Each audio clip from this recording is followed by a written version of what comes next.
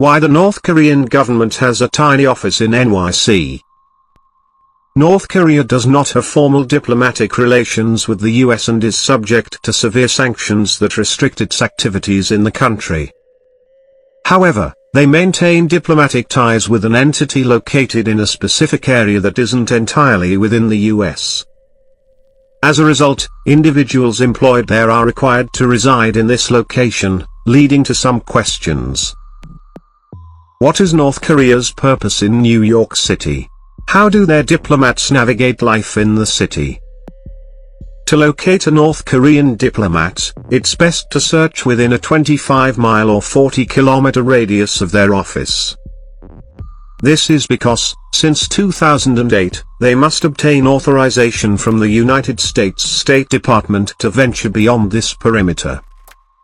This restriction poses a challenge for DPRK officials who wish to visit attractions such as Six Flags.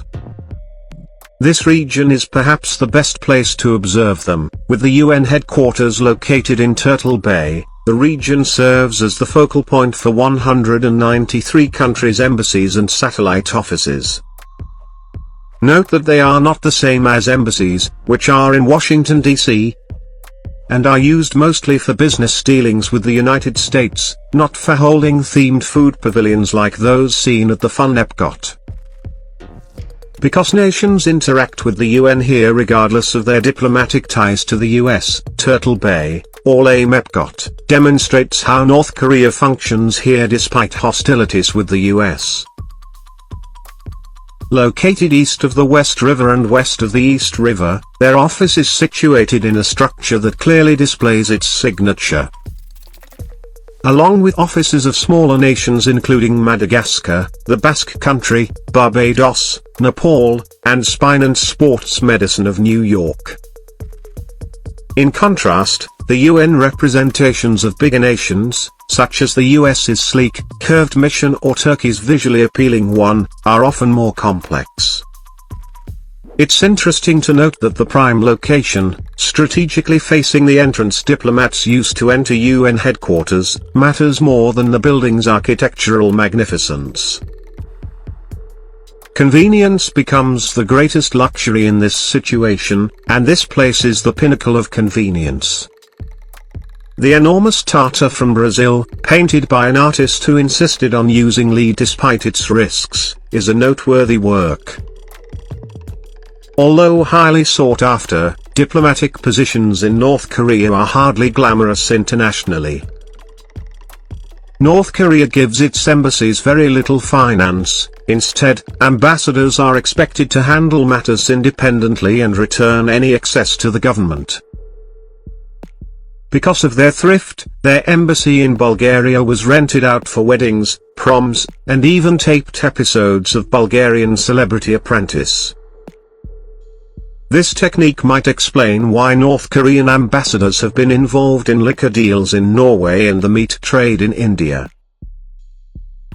It also reveals that they have accumulated more than $150,000 in unpaid parking fines in New York City. But this sum is less than what other nations, like China, Syria, and Iran, have accumulated over comparable periods of time. Although North Korean ambassadors in New York are paid for their work with the UN, the compensation is meager, which makes life in the city difficult. They make between $300 and $600 a month, which even with doubles and inflation adjustments comes to around $21,000 a year, not enough for a pleasant living in New York City. Usually, these ambassadors live together in an apartment on Roosevelt Island, which is midway between the UN building and the river. Even the most economical studio apartment in the neighborhood costs $2,600 a month, according to sources. Furthermore, the North Korean mission has historically had a second, more secret function. Although the US and DPRK do not have official diplomatic ties, the New York office provides a casual forum for communication. This unofficial conduit for communication, dubbed the New York Channel, was crucial in setting up Trump's meetings with Kim Jong-un. and helping to free American prisoners held in North Korea, both of which took place outside of regular diplomatic contacts when Trump was in rule. So, sure, North Korea does have a mission to the United Nations in New York City, which functions as its de facto embassy, and there is no embassy of North Korea in Washington, D.C.